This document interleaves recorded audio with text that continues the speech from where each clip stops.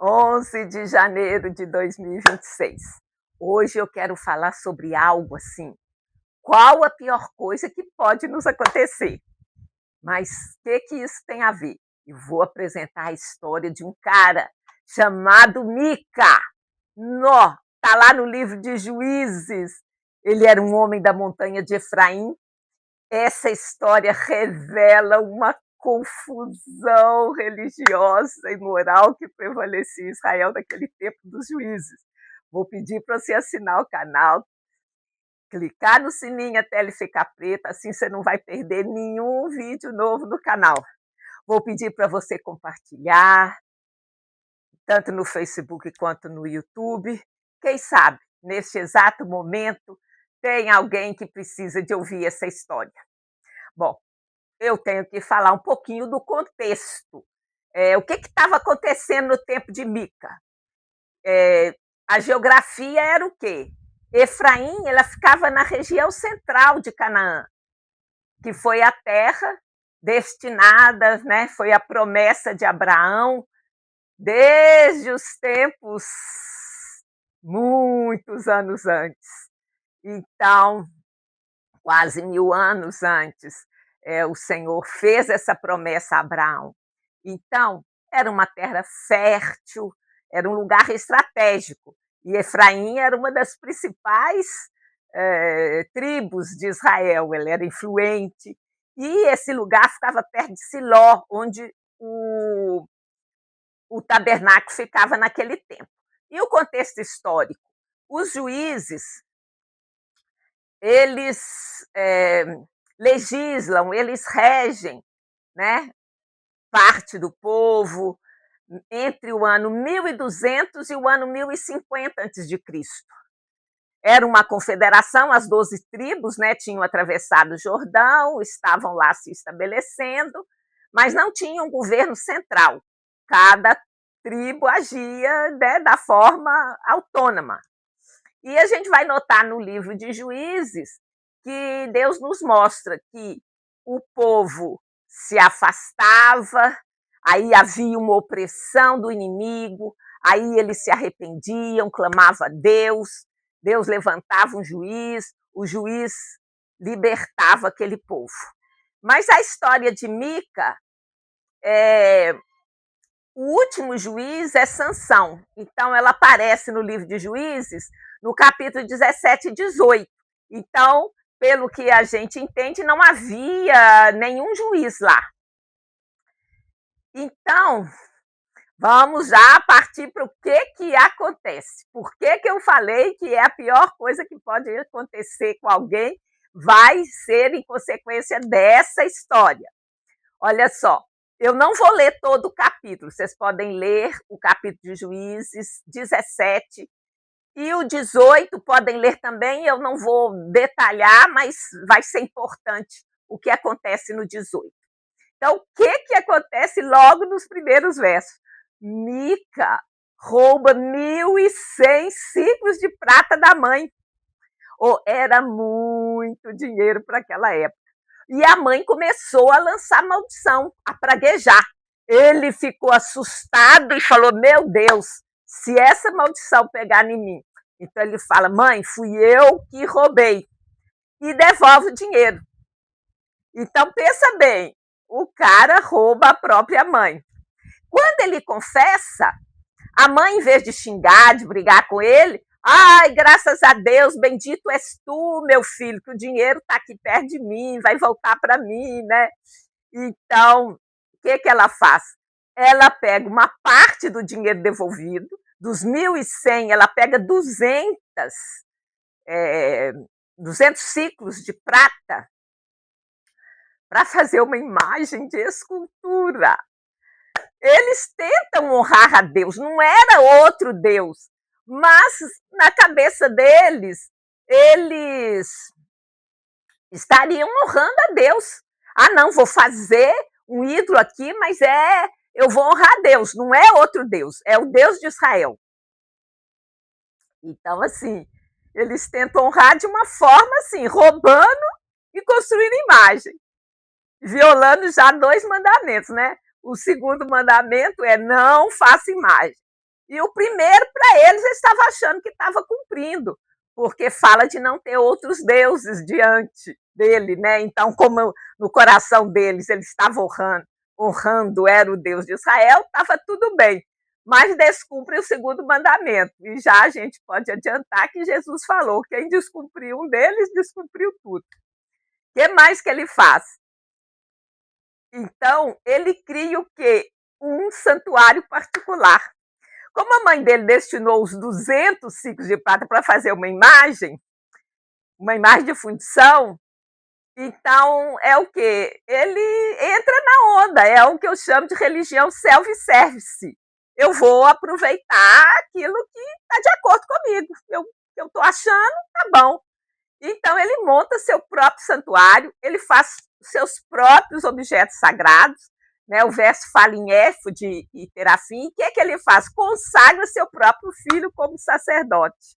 Então ele criou uma liturgia que lhe agradava, sem consultar a Deus, sem não importou, era o jeito dele.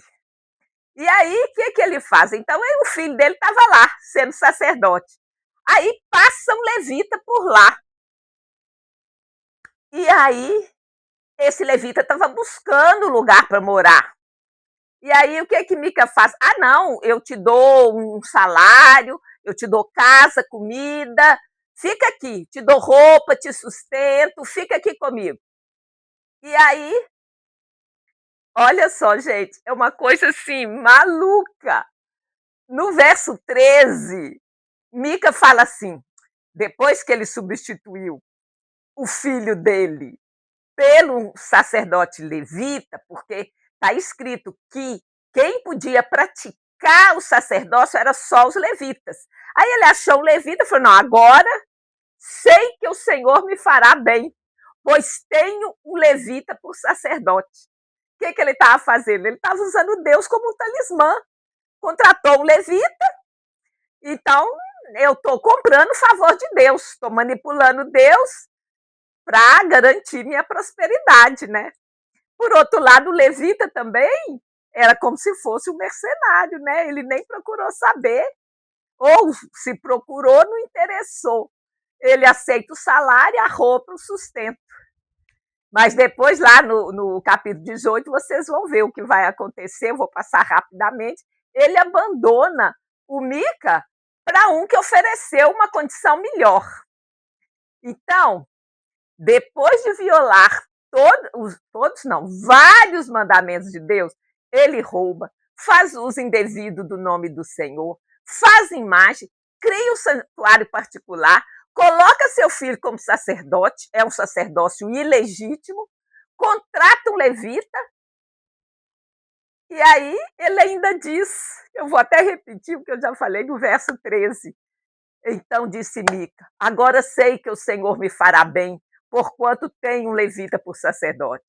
Só esse versículo já mostra que ele tinha uma compreensão totalmente distorcida do que era adoração a Deus, do que era servir a Deus. Ele acreditava que tendo um levita como sacerdote estava tudo bem, Deus o abençoaria, prosperaria. Só que ele violou todos, pelo menos os dois primeiros, os dois mandamentos, né? Roubar a mãe, fazer imagens, que é o segundo. Então, assim, ele não tinha noção. Mas será que ele não sabia que isso que ele estava fazendo era idolatria? Bom, vou por esse caminho um pouquinho, né? Vamos examinar uma possível situação que seria essa. Ele não sabia que era idolatria. Por quê? Ah, porque nesse período não tinha alguém para falar que era certo ou errado, pelo que a gente entendeu ali, o capítulo 16 ainda fala de Sansão, aí no capítulo 17, 18 fala dessa história, então a gente está assumindo que não tinha juiz. Então havia já um declínio espiritual de Israel, o povo estava afastado da lei, cada um estava seguindo seus próprios caminhos. Então, quem sabe ele não conhecia todos os detalhes da lei, não conhecia que era proibido fazer ídolo. Outra coisa, eles chegaram do Egito, passaram os 40 anos no deserto e chegaram em Canaã. Então, o Senhor tinha falado: não se misture com esse povo, para eles não te corromperem, mas eles misturaram. Então, ele, né, a gente chama de sincretismo religioso, né? Ele reconhecia o Senhor, mas também criou um ídolo, um Deus que da cabeça dele. Ele falou: ah, não, se eu fizer essa imagem aqui e pôr um levita para fazer os rituais, eu estou bem, está tudo jóia, eu estou cumprindo a vontade de Deus, né? Então, havia uma mistura de crenças e práticas religiosas, e isso ele não conseguia. Estou imaginando isso, né? Distinguir a verdadeira adoração e a idolatria. Ele não estava discernindo. E agora eu vou ler outro verso que é tremendo. Eu falei do de 17:13, que ele falou: ah, agora Deus vai me agradar.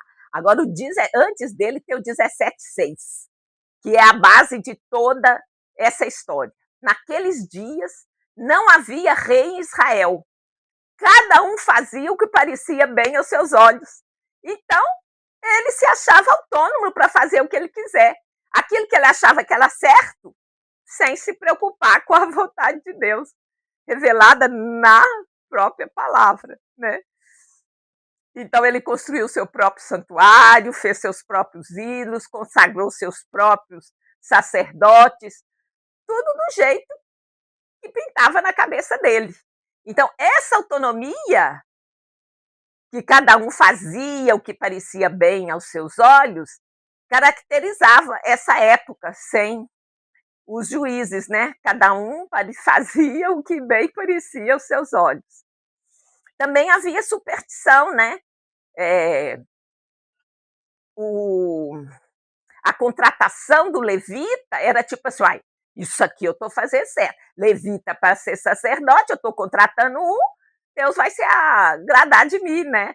Então, ele não se importava do jeito que ele estava praticando a adoração. Na cabeça dele, estava tudo bem. Então, o levita era uma espécie de amuleto da sorte. Em vez de ser o ministro de Deus para a verdadeira adoração, para ele ia ajudá-lo.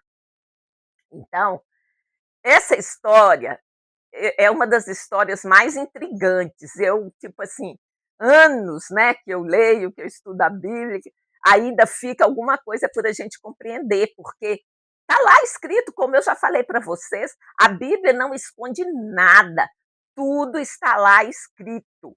Então você nota aquela confusão religiosa e moral, né? Moral porque roubou da própria mãe, depois ficou com medo da maldição, confessou, aí os dois juntaram, então vamos fazer um santuário para nós, né?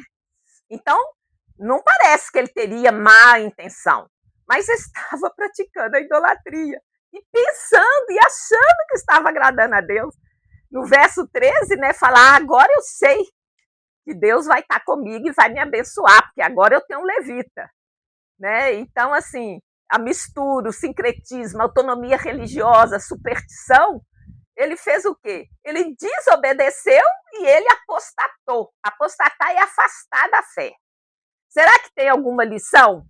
Olha, no final eu vou revelar o que é a pior coisa que pode acontecer conosco. Mas vamos imaginar possíveis lições. A primeira, a importância de conhecer a palavra de Deus. É fundamental conhecer a Deus, entender seus mandamentos para não desviar da verdade, fazendo aquilo que dá na sua telha, né? Você precisa discernir, distinguir entre a verdadeira adoração e as falsas práticas religiosas. Você precisa de ter noção de que a mistura, esse sincretismo, mistura a verdadeira fé com práticas de outra origem, né? Então, levando a idolatria e a apostasia, que é o afastar da verdadeira fé em Deus. E ele não se submeteu à vontade de Deus, porque ele nem procurou saber, né? Então, Então, ele não buscou, ele fez aquilo que primeiro pareceu na cabeça dele. Ele não se submeteu e fez aquilo que ele achava. Então, nessa linha de que ele não sabia que estava praticando a idolatria, tem essa questão do contexto, né, que eu já falei, a gente está lá entre o contexto histórico 1200 a.C., o geográfico estava nas montanhas de Efraim,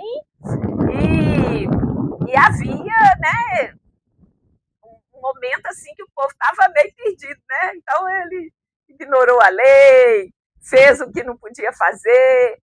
Então, é um alerta para nós, lembrando da importância de conhecer a palavra, de discernir, né? de caminhar submetido à vontade de Deus.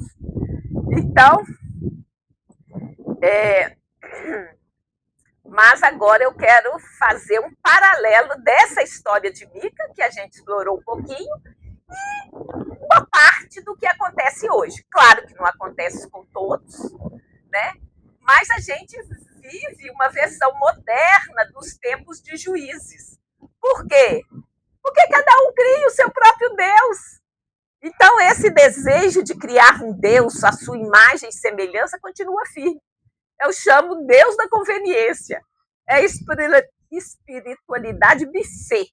É o self-service. Tem lá uns 300 pratos, eu escolho aquele que me agrada.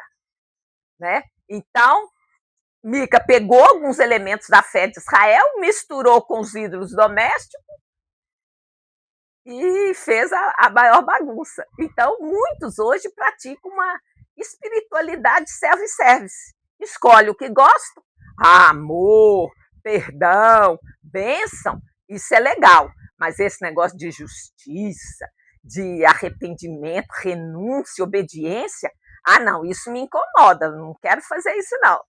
Então, o Deus resultante, ele nunca nos afronta, nunca nos contraria, e isso não nos transforma.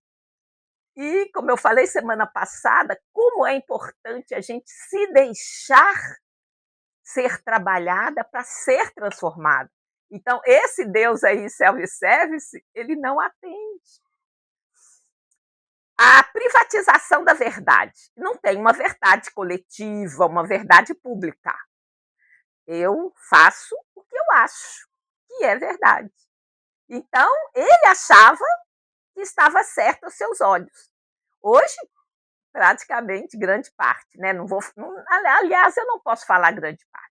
Eu digo que existe a substituição da verdade absoluta pela minha verdade. Não, o Deus que eu creio nunca fará isso. O Deus que eu creio não julga. O Deus que eu creio é só amor.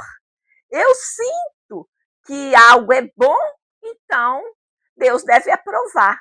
Então eu crio um Deus que pensa como eu, que vota como eu, que odeia as mesmas pessoas que eu. Esse não é um criador, é um Deus espelho. É espelho daquilo que eu acho. Então, eu privatizei a verdade. A verdade é o que eu acho. A verdade não existe.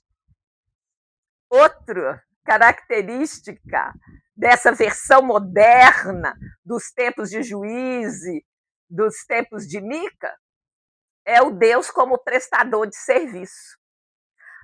Ele contratou o levita para ter sorte. E no mundo moderno, o que acontece? A fé como ferramenta de autoajuda. Deus deixa de ser o Senhor do universo para se tornar um assistente pessoal. Então, ele deve garantir que tudo dê certo para mim, que a minha vida corra bem, que eu tenha sucesso, que meus problemas desapareçam, que eu consiga ganhar dinheiro, ser bem resolvida. Mas aí, gente, o que acontece? Isso gera uma fragilidade, porque esse Deus é fabricado, ele não vai responder quando a situação demandar. O capítulo 18 vai falar que a tribo de Dan era uma tribo que ainda não tinha se estabelecido no território. Josué sorteou os pedaços para cada um, mas nem todos conquistaram o seu território. Então, a tribo de Dan estava procurando. Aí, por isso que ela chegou lá na montanha de Efraim, viu lá Mica com seu ídolo, com o levita, falou assim: ah, vamos querer para nós isso aí. E roubou os ídolos, fez uma oferta melhor para o levita. Então, tudo que ele cria, tudo que ele achou que estava fazendo o máximo, foi embora. Então, Mica corre atrás, né? A tribo estava com muitas pessoas, ele corre atrás chorando e fala: ai, os deuses que eu fiz, não, vocês me tomaram, o que mais me resta agora? Isso está no verso 24, 18, 24. Então, assim, pensa bem, ele construiu Deus do jeito dele, mas na hora que ele precisou, eles foram roubados e ele ficou totalmente perdido. Ele falou: não, o que mais me resta agora? Não resta nada, porque foi um Deus falso, foi uma criação da própria imaginação. Então, gente, a grande lição que um Deus que pode ser roubado, fabricado, manipulado, não é um Deus que pode salvar. Não é um verdadeiro Deus. É um Deus que eu inventei. Se o seu Deus é algo que você mesmo construiu com suas opiniões, seus desejos, foi lá no self-service, tirou o que lhe agrada e rejeitou aquilo que não te agrada, quando uma crise real chegar, você ficará de mãos vazias, como o Mica ficou.